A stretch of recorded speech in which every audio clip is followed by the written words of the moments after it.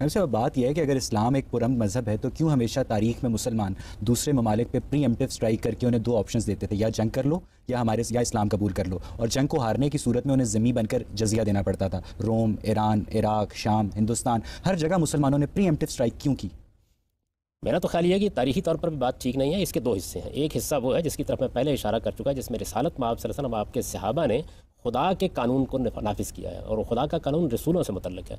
जब किसी कौम या अक़वाम पर अल्लाह के रसूलों की तरफ से हुज्जत तमाम हो जाती है तो अज़ाब के तौर पर अल्लाह ताला उसको महकूमी में डाल देते हैं। वो एक बिल्कुल अलग कानून है, वो सहाबा किराम के साथ मुतल्लिक़ था, उन्हीं के साथ। सब इन तमाम ममालिक के लोगों पर जो इन तमाम ममालिक में जो लोग रहते थे उन पर हुज्जत कैसे वाज़े हो गई थी? वहाँ तो तक अभी मुसलमान पहुँचे ही नहीं थे। नहीं, बिल्कुल हुई जी। रिसालत में आप सल्लल्लाहु अलैहि वसल्लम ने 3 अदवार में इत्माम हुज्जत किया है। पहले मरहले में आपने मक्के में एक लंबा अरसा बसर किया और उन पर इत्माम हुज्जत किया, फिर उनके लिए खुदा के अज़ाब का फ़ैसला हुआ। फिर उसके बाद यसरब में तशरीफ़ लाए, वहाँ अहले किताब पर इत्माम हुज्जत किया, फिर उनके लिए अज़ाब का फ़ैसला सादिर हुआ। और अपने आखिरी साल में इन तमाम हुक्मरानों को खतूत लिख के इनके ऊपर अल्लाह की हुज्जत तमाम की, उनको मौका दिया कि वो कोई बात करना चाहते हैं कर लें। उसके बाद ये फैसला किया गया कि उनके ऊपर यानी आपने एक हुक्मरान को खत लिख दिया तो हुज्जत वाज़े हो गई है। इसलिए हुज्जत वाज़े हो गई कि उससे पीछे असल में पैगंबर की पूरी तारीख मौजूद थी। तो गांधी साहब उस तारीख से वो हुक्मरान तो वाकिफ़ नहीं थे, पूरी तरह वाकिफ़ थे। आप उस ज़माने की तारीख पढ़िए, वो ज़ेर बहस थे, उनके पास उसकी पेशिनगोइयाँ मौजूद थी, वो जानते थे कि क्या सूरत हाल है क्या नहीं। फिर ये कि जब खत लिखा गया तो उसके जवाब में बहस कर सकते थे, एतराज़ कर सकते थे। जिन लोगों ने उसके बाद मुआफ़क़त का रवैया इख्तियार किया उनके खिलाफ कोई कार्रवाई नहीं की गई। वो एक अलग कानून है, उस कानून को आप कभी मौजू बनाइए, उसकी मैं पूरी तफसील। तारीखी तौर पर ये दुरुस्त है कि मुसलमान एक मुल्क में घोड़े दौड़ाते हुए आए और उन्हें कहें कि या इस्लाम कबूल कर लो या जंग कर लो क्योंकि तुम पर हुज्जत वाज़े हो चुकी है। मैं अर्ज़ कर रहा हूँ कि ये काम तो रिसालत में आप सल्लल्लाहु अलैहि वसल्लम उनके सहाबा उनकी वफ़ात के बाद भी होता रहा, स्पेन तक मुसलमान। मैं अर्ज़ करता हूँ उसके बाद आप स्पेन पर हमला बिल्कुल दूसरे मकासद से हुआ है, हिंदुस्तान पर हमला दूसरे मकासद से हुआ है। हिंदुस्तान पर हमले का बायस तो ये चीज़ बनी कि राजा दाहिर ने बहुत सी औरतों को अगवा कर लिया, उनको छुड़ाने के लिए बार बार कहा गया, जब वो इसके लिए राज़ी नहीं हुआ तब मुसलमान। मॉडर्न हिस्टोरियंस इसको सिर्फ फसाना करार देते हैं, इसका कोई ठोस हमें क्या कहते हैं शवाहिद नहीं मिल सके इसके। देखिए बात यह है कि मुसलमानों की तारीख में तो यही बात लिखी हुई है ना। अगर दूसरे हिस्टोरियंस को और वजह दरियाफ्त कर ली है तो उस पर भी इंपीरियलिज्म। अच्छा, फर्ज कर लिए यही बात है तो इसकी कोई जिम्मेदारी तो सहाबा किराम पर उस पर आयद नहीं होती। वो ज़माना मुसलमानों पर तो होती है ना सर। मुसलमानों ने तो महमूद गजनवी के हमले भी किए हैं, अहमद शाह दुरानी के हमले भी किए हैं, दूसरे लोगों के हमले भी किए हैं। उसकी इस्लाम पर क्या जिम्मेदारी आयद? मुसलमान आज जो कुछ करते हैं उसकी इस्लाम पर क्या जिम्मेदारी आयद होती है? इस्लाम में अगर किसी के अमल की जिम्मेदारी को बयान करना होगा तो वो रिसालत में आप सल्लल्लाहु अलैहि वसल्लम और सहाबा किराम है। उन्होंने खुदाई कानून का निफाज किया है और उस कानून का कोई ताल्लुक हमारे साथ नहीं है, ना आज ये इस्लाम का कोई कानून है। हम बिल्कुल कायदे के मुताबिक अपना नुक्ता नज़र पेश करेंगे। असल में आप जिस दौर की मिसालें दे रहे हैं उस दौर में सारी कौमें यही काम करती थी, मुसलमानों ने भी यही काम किया और उसका दिफा करने की कोई जरूरत नहीं। जस्टिस और जस्टिफिकेशन में फ़र्क होता है कि वो ये कर रहा है इसलिए मैं ये कर रहा हूँ। मैं तो कोई जस्टिफिकेशन नहीं कर रहा, मैं तो ये कर रहा हूँ कि जो गलत काम उस ज़माने में हो रहा था मुसलमानों ने भी कर डाला, उसे जस्टिफाई करने की ज़रूरत क्या है? जो काम सहाबा किराम ने किया है वो एक खुदाई कानून के मुताबिक किया है, उसकी मुझे वजह भी आपको बतानी है और उसको कुरान ने खुद बयान कर दिया है। उसके बाद मुसलमानों की एक बड़ी ताकत कायम हो गई, मुसलमानों ने एक सुपर पावर की हैसियत इख्तियार कर ली। और आप जानते हैं कि सुपर पावर्स को अखलाकी हदूद का पाबंद रखना बहुत मुश्किल काम होता है। उसमें जायज़ हमले भी हुए, उसमें नाजायज़ हमले भी हुए। सूरह तौबा की 5वीं आयत की रोशनी में आपने अपनी किताब मीज़ान में लिखा कि अगर मुशरिकीन अरब कुफ्र से तौबा कर लें तो ठीक, वरना सही मुस्लिम की हदीस की रोशनी में वो वाजिबुल कत्ल हैं। तो कम से कम क्या ये बयान पीसफुल को एग्जिस्टेंस के मुनाफी नहीं? इसका कोई ताल्लुक असल में इस्लाम के सियासी निज़ाम से है ही नहीं है। ये तो रसूलों के बारे में एक ख़ास कानून है जिसका बयान किया गया है। अल्लाह के रसूल जब ज़मीन पर आते हैं तो अल्लाह ताला की तरफ से हुज्जत तमाम कर देते हैं, इसके बाद अज़ाब आ जाता है। कौम नूह पर यह अज़ाब आया, कौम समूद पर आया, कौम आद पर आया, तो उस अज़ाब का बयान। सब दिलों का हाल तो अल्लाह जानता है। आप ये कैसे कह सकते हैं कि मुशरिकीन पर हक वाज़े हो गया था और वो अपनी अनानियत पड़े हुए थे? यानी आप कैसे कह सकते हैं कि उन पे मैं तो ना कह रहा हूँ, ना मुझे कहने का हक है, ना मैं किसी को ये देने के लिए तैयार हूँ। मैं तो ये कह रहा हूँ कि उस वक्त ये खुदाई फैसला सादिर हुआ, तो खुदा तो दिनों के हाल। खुदा ने हुजूर को बता दिया था कि इनके ऊपर हक वाज़े हो गया, यही सबसे पहले बताया। पूरा कुरान इसी को बताने के लिए नाजिल हुआ। जब अल्लाह का रसूल दुनिया में आता है, अल्लाह के पैगंबर की बेइज्जत होती है, तो अल्लाह ताला बराह रास्त फैसले कर रहे होते हैं जिस तरह के वो अब हमारी ज़िंदगी और मौत के फैसले करते हैं।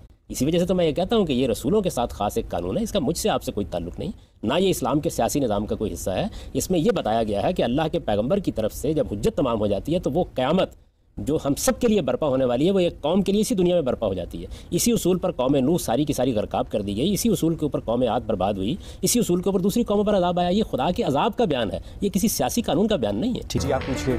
अकायद जब सियासत में आते हैं तो वो सर्वाइव नहीं कर पाते। सो ना सिर्फ उससे रियासत का मामला, जो रियासत के जो सिस्टम है वो उससे कन्फ्लिक्ट का शिकार होता है। अगर मज़हब में कोई सच्चाई है तो फिर वो किस तरह कंप्रोमाइज़ करके सर्वाइव कर पाएगी? मज़हब की सच्चाई सर्वाइव नहीं करेगी जब जहाँ पे सियासत के कंप्रोमाइज़ होंगे। देखिए, अकायद का सियासत से कोई ताल्लुक ही नहीं है। मैं मुसलमान हूँ, मैं खुदा को मानता हूँ, मैं आखिरत को मानता हूँ, ये मेरा ऐलान है और मैं इसको दलाइल के साथ पेश करता हूँ। दलाइल के साथ पेश करने का हक़ रखता हूँ। दूसरे को हक़ हासिल है कि वो मेरी बात ना माने। मुझे जो तालीम दी गई है एक दाई की हैसियत से, वही है कि इन्नमा अंता मुज़क्किर लस्ता अलैहिम बिमुसैतिर। तुम नसीहत करने वाले हो, तुम्हारा काम यह है कि लोगों को सही बात बता दो। तुम कोई दारोगा बनाकर नहीं भेजे गए। तो अकायद तो कभी ज़ेर बहस ही नहीं आते। जो चीज़ ज़ेर बहस आती है वो कानून है, और कानून अक्सरियत को अपने नुक्ता नज़र से बनाने का हक़ हासिल है। गोया सियासत को मज़हब से अलग कर देना चाहिए। मैं तो ये कहता हूँ कि ये बात ही ठीक नहीं है कि मज़हब को सियासत से मुतल्लक़ होना चाहिए, नहीं होना चाहिए। मज़हब को फ़र्द से मुतल्लक़ होना चाहिए।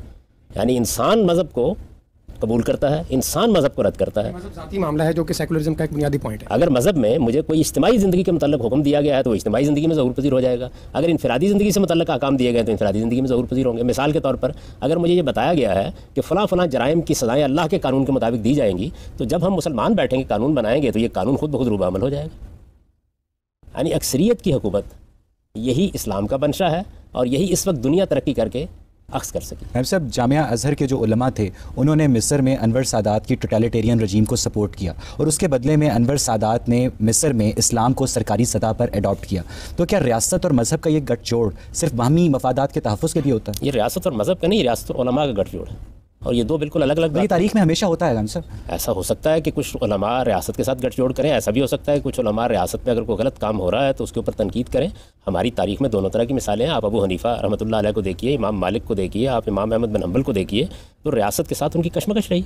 कोई ओहदा कबूल करने के लिए तैयार नहीं हुए, मुसलसल अपनी दावत देते रहे और अपना पैगाम पहुंचाते रहे। किसी दर्जे में किसी गलत फतवे पर दस्तखत करने के लिए तैयार नहीं हुए। दोनों तरह की रवायात मौजूद है। आप इंसानों को इंसान समझिए, उलमा को भी इंसान समझिए। उनमें वो भी होते हैं कि जो अपने हक़ को पेश करते हैं और उसकी बुनियाद के ऊपर अजीमत के साथ खड़े रहते हैं। वो भी होते हैं कि जो मुसालियत का रवैया इख्तियार कर लेते हैं। दोनों तरह के लोग हमेशा रहे हैं, इस ज़माने में भी इस तरह के लोग आपको मिल जाएंगे। सर, मेरा सवाल माशरे और मज़हब के ताल्लुक़ के बारे में है कि अगर आप माशरे का मज़हब का ताल्लुक़ सिर्फ फ़र्द से रखते हैं और माशरे से नहीं रखते, तो क्या इससे इस्लाम सही तौर पर इतलाक़ उसका हो सकता है? पहली बात।